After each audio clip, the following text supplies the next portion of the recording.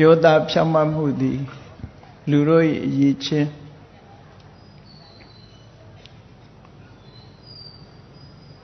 ဘုရားမြတ်စွာရဲ့အဆုံးအမဒေသနာတော်တွေထဲမှာအစွမ်းကုန်ယောသားမှုရှိဖို့အတွက်ဆုံးမသွန်သင်တာဖြစ်တယ်လောကမှာယောသားပွင့်လင်းမှုဟာလူတွေရဲ့ဂုဏ်သိက္ခာတစ်မျိုးဖြစ်တယ်ယောသားဖြောင့်မတ်မှုမရှိဘူးဆိုရင်လူလောကကြီးကဒီလူအဖြစ်မယောသားဘူးဆိုပြီးကဲ့ရဲ့ရှုတ်ချလေရှိကြယောသားချင်းဖြောင့်မတ်ခြင်းတည်ကြည်ခြင်း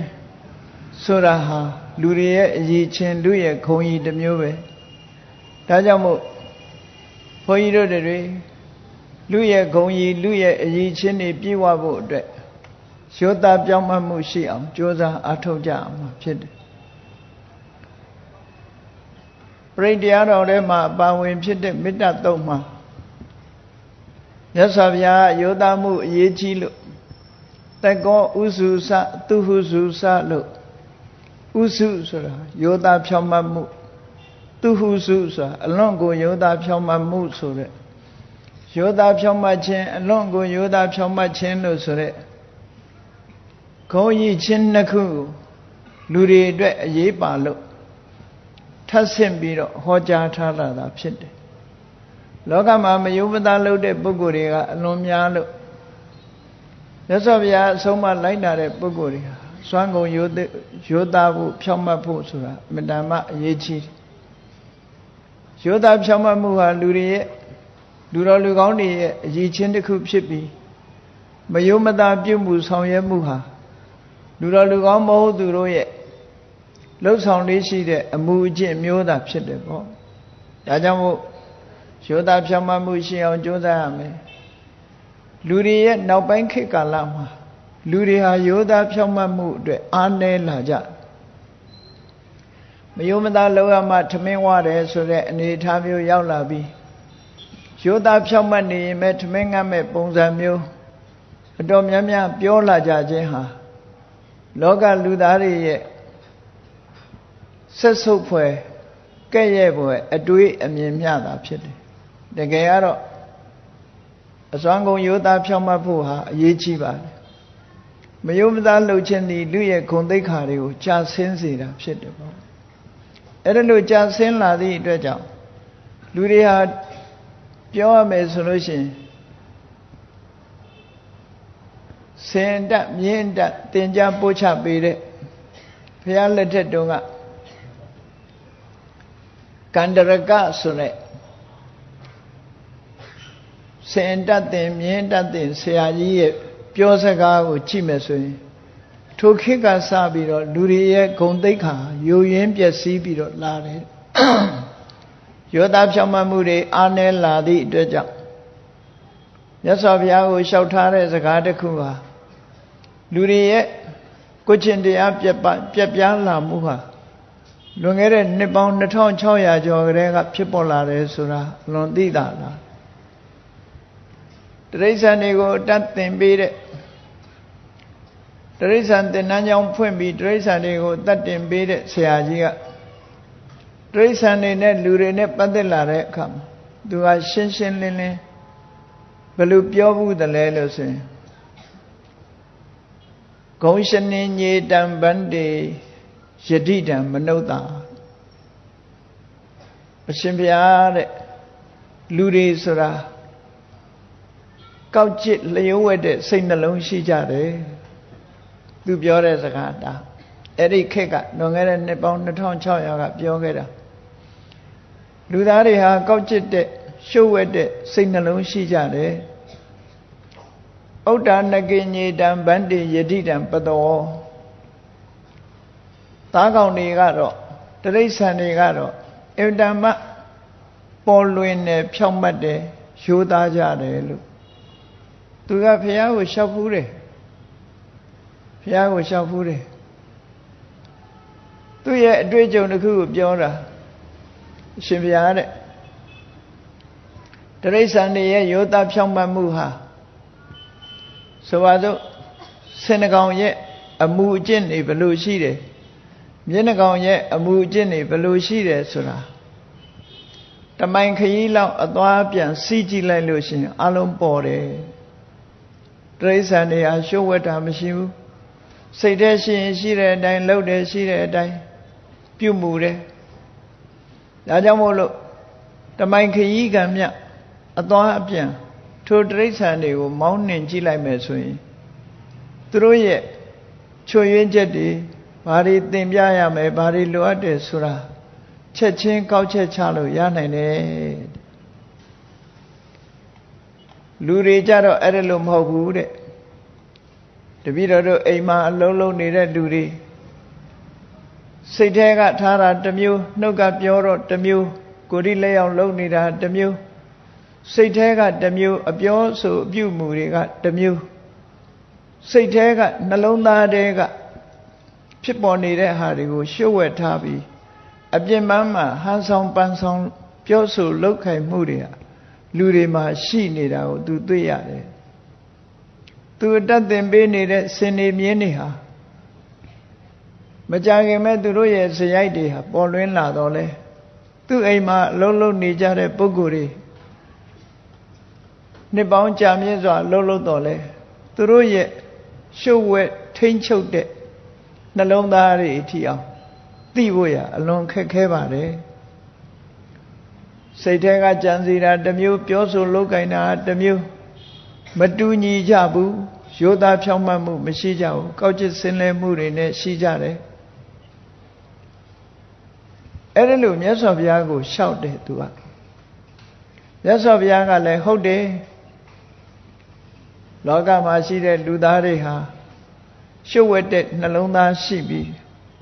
စိတ်ထဲရှိတာပြောတာမဟုတ်ဘူးစိတ်ထဲရှိတာလုပ်တာမဟုတ်ဘူးစိတ်ထဲကတစ်မျိုးထားပြီးအပြင်ထုတ်ပြတာကတစ်မျိုး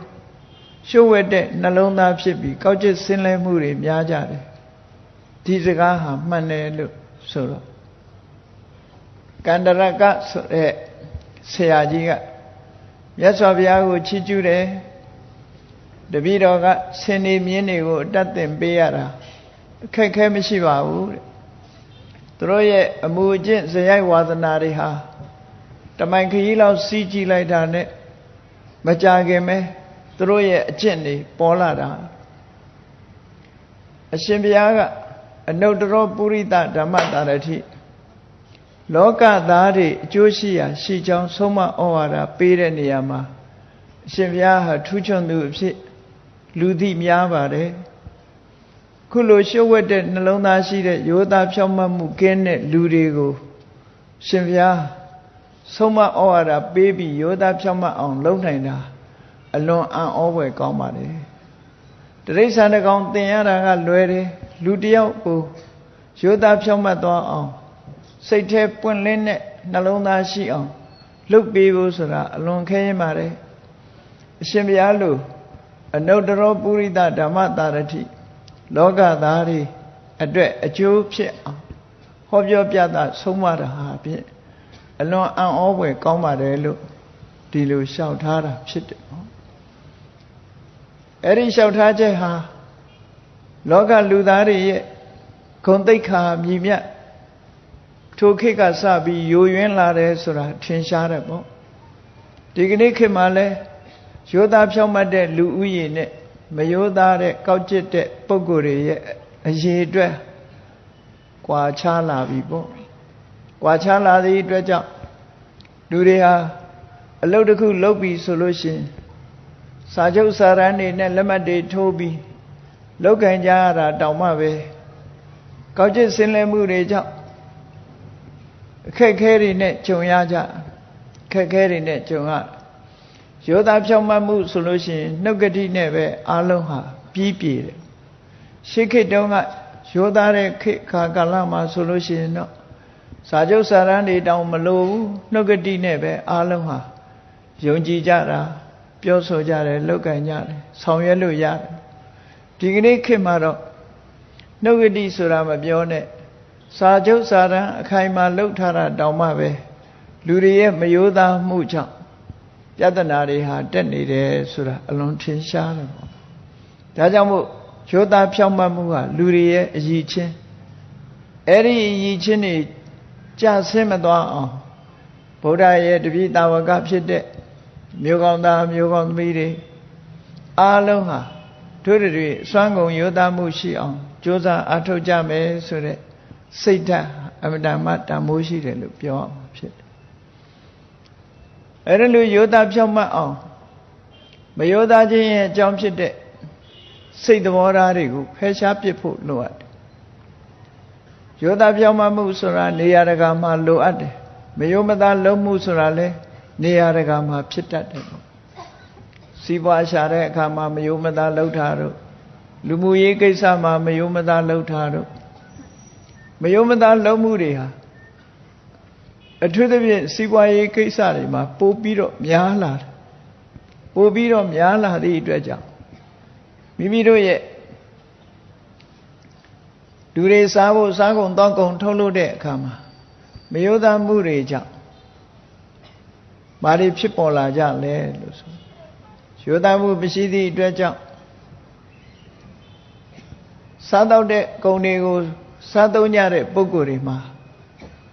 ယောဂဝေဒနာခင်းရှင်းမှုကိုမရကြဘဲနဲ့မလိုအပ်ဘဲနဲ့ယောဂဝေဒနာတွေဖြစ်ပွားလို့ဆင်းရဲဒုက္ခကြုံကြရသည့်ထိအောင်ရှိတယ်တလုံးရည်မဲ့ခရီးသွားရင်ကြားခဲ့ရတဲ့စကားတစ်ခုကြားခဲ့ရတဲ့စကားတစ်ခုစိုက်ပျိုးရေးနဲ့အသက်မွေးတဲ့ပုဂ္ဂိုလ်တစ်ယောက်ကဟင်းသီးဟင်းရွက်စိုက်ပျိုးပြီးတော့ဆေးတွေဖြန်းထားဆေးတွေဖြန်းပြီးတော့ညဆေးဖြန်းမနဲ့ဈေးပုတ်တဲ့အခါမှာသူ့ရဲ့ဆွေမျိုးသားချင်းကိုတော့ပွင့်ပွင့်လင်းလင်းပြောတယ်ညဆေးတွေဖြန်းတာမစားနဲ့ကြံတဲ့လူတွေတော့ဘာဖြစ်ဖြစ်ဆိုပြီးဈေးပို့တာမျိုးတွေအဲ့ဒါမျိုးလုံနေတယ်ဆိုတာအလွန်ထင်ရှားတယ်နော်မလုံတဲ့မလုံထိုက်တာတွေကိုလုံတယ်လို့ဒီလိုပြောသူဆွေမျိုးသားချင်းတွေကြတော့တူတူပြောတယ်ဒါတွေမလုံနဲ့မဝယ်စားနဲ့ဆေးတွေဖြန်းထားတယ်ကြံတဲ့ပုဂ္ဂိုလ်တွေတော့ဘာဖြစ်ဖြစ်ဆိုတဲ့သဘောမျိုးနဲ့ဈေးကိုတင်လွှတ်လိုက်တယ်တခါတော့ကခရမ်းညင်သီးတွေအခုလိုပဲဆေးခရမ်းညင်သီးအစိမ်းတွေခုပြီးတော့ရန်ကုန်ပို့ရန်ကုန်မြို့ပြင်နားမှာခရမ်းညင်သီးကာကြီး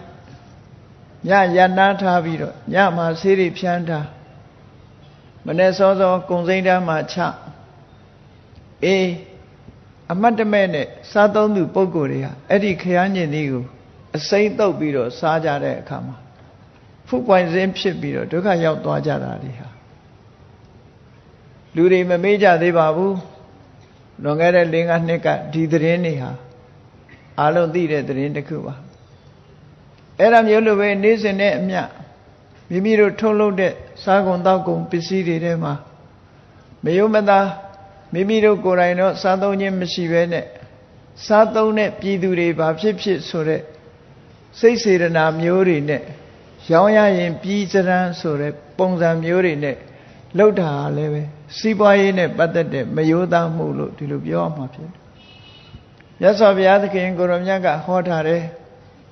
စီးပွားဥစ္စာတစ်ခုတည်းတင်ရဖို့တဖို့တင်မကြည့်သင့်ဘူးတဲ့လောကမှာဧကစက္ခုဆိုတဲ့အမြင်တစ်မြင်အမြင်တစ်ဖက်မြင်ရှိတဲ့ပုဂ္ဂိုလ်ဟာဘာလုပ်တတ်တုံးဆိုရင်စီးပွားရှာတဲ့အခါမှာထေယေနကုတကံမေနမုတဝါဒေနစုပယကုသလောဟောတိသင်္ဃာတုံကာမဘောဂိသမာနောလို့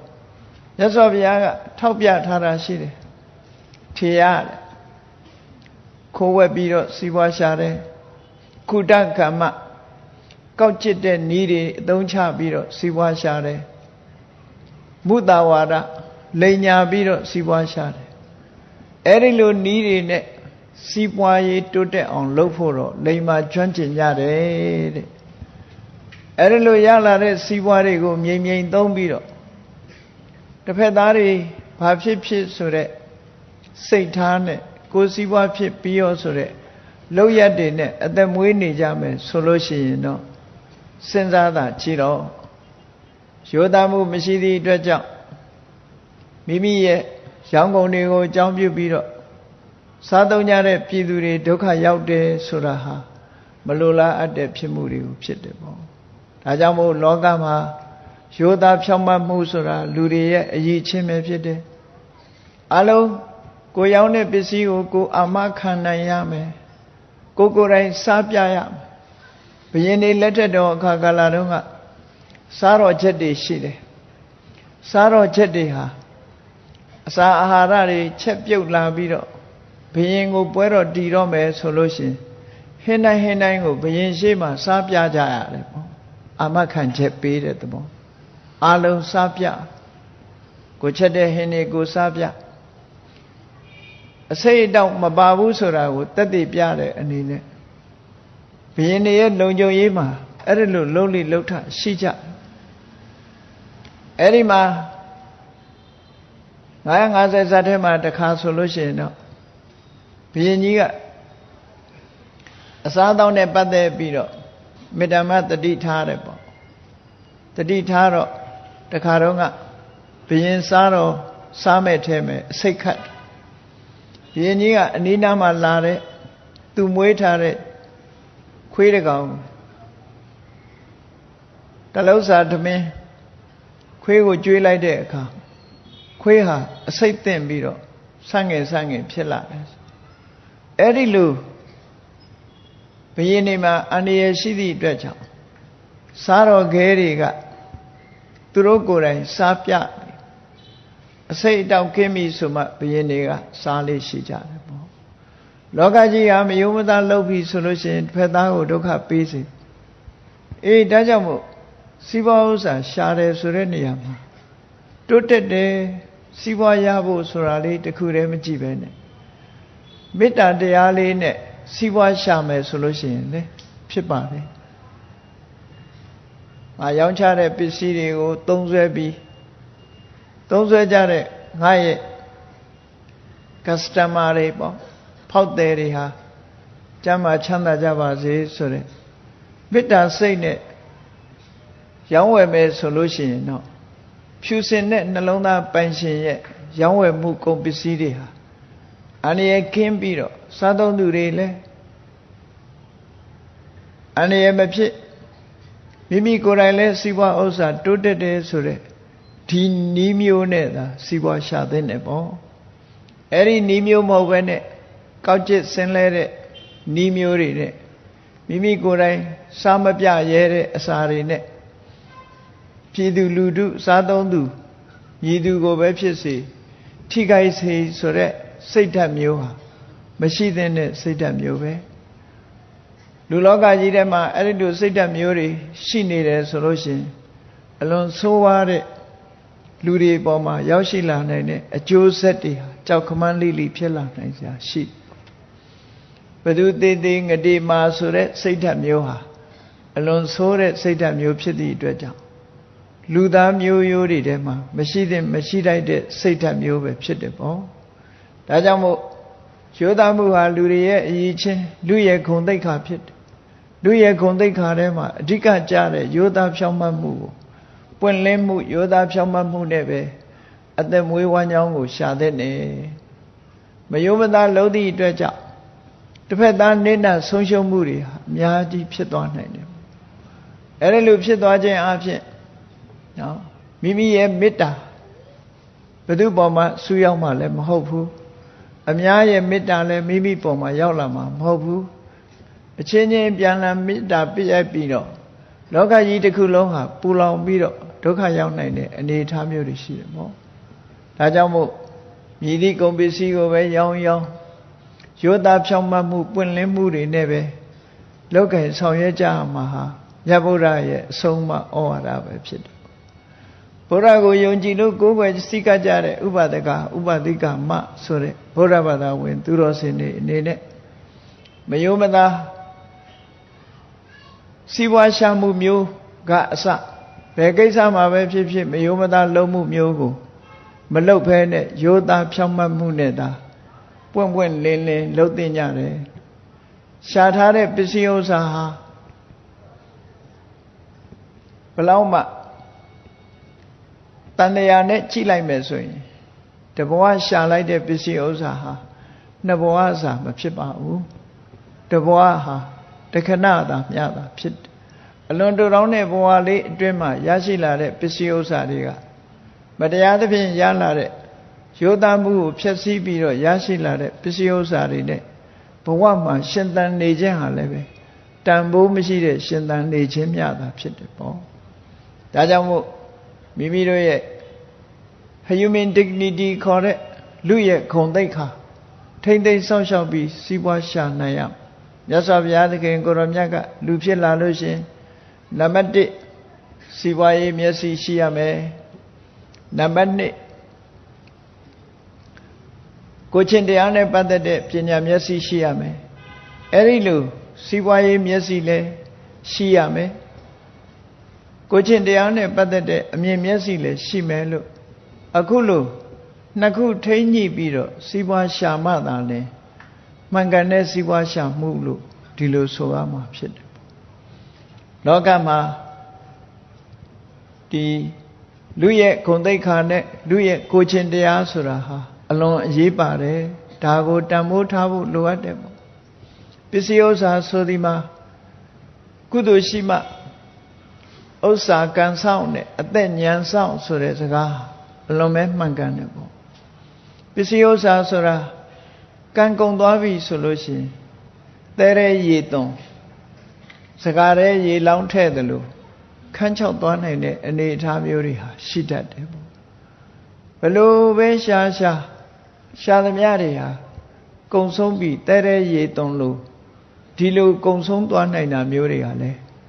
ကံတရားကုန်ပြီဆိုလို့ရှိရင်ကတော့ကံကုန်သွားတဲ့ပုဂ္ဂိုလ်တယောက်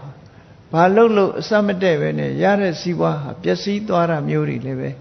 လောကကြီးမှာအထင်ရှားရှိတာဖြစ်တယ်ပေါ့ဒါကြောင့်မို့စီးပွားဥစ္စာရှာတာနဲ့ပတ်သက်ပြီးကိုချင်းတရားမပျက်စီးဖို့ဟာအင်မတန်မှအရေးကြီးပါတယ်စီးပွားဥစ္စာဆိုတာကံပေါ်မှာမူတည်ပြီးတော့တည်ထန့်ခိုင်မြဲတာသာဖြစ်တယ်မြတ်စွာဘုရားကဟောတာတယ်ယထာပုံညက်ခယောဟောတိတဗ္ဗမေတံဝိနတတိလူတွေမှာစီးပွားရှာလို့ကြီးပွားတိုးတက်လာတယ်ဆိုတာအတိတ်ကကုသိုလ်ကံလေးပေါ်မှာအခြေပြုနေကြတာတဲ့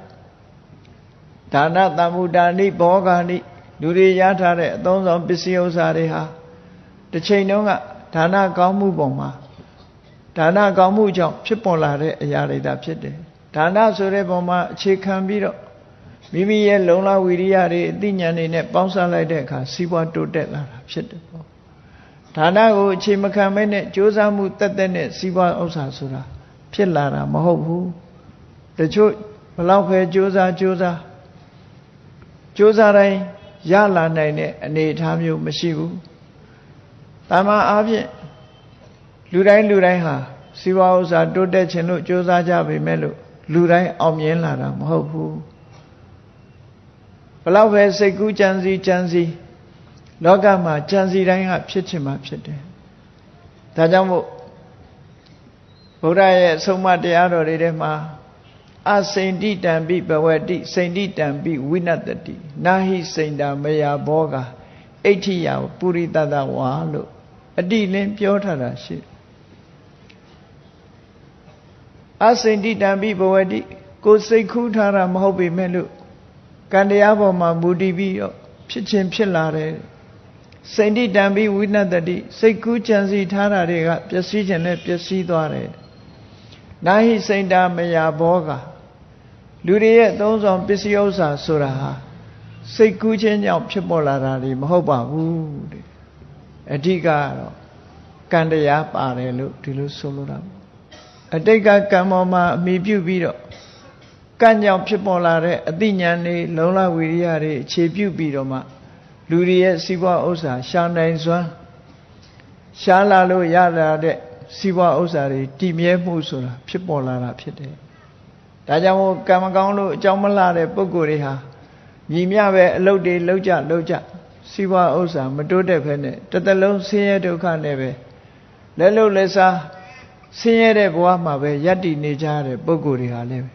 ကဘာမှာအများကြီးပဲမိမိတို့ကိုယ်တိုင်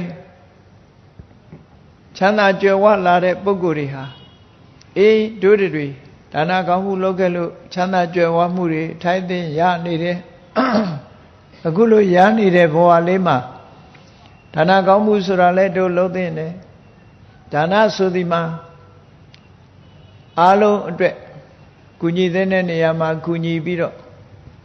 ဆောင်ရွက်ပေးကမ်းခြင်းသာဖြစ်တယ်ပေါ့အဲ့ဒီလို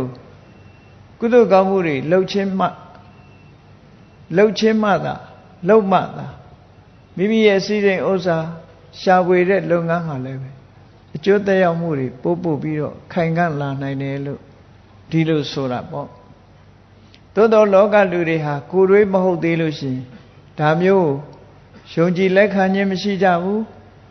သို့တော်ဖြစ်လာပြီဆိုလို့ရှိရင်တော့မယုံကြည်လို့မရဘူးတချို့ပုဂ္ဂိုလ်တွေဟာမွဲသွားတာရှိတယ်မြတ်စွာဘုရားလက်ထက်တော်အခါကာလတုန်းကပစ္စည်းဥစ္စာတွေအလွန်ချမ်းသာကြွယ်ဝပြီးတော့စိန်နေရွှေတွေကိုယ်တော်နဲ့ထည့်ပြီးတော့သိမ်းထားတဲ့တထေးတူဟာကုသိုလ်ကံတွေကုံသွားတဲ့အခါဘာဖြစ်လဲဆို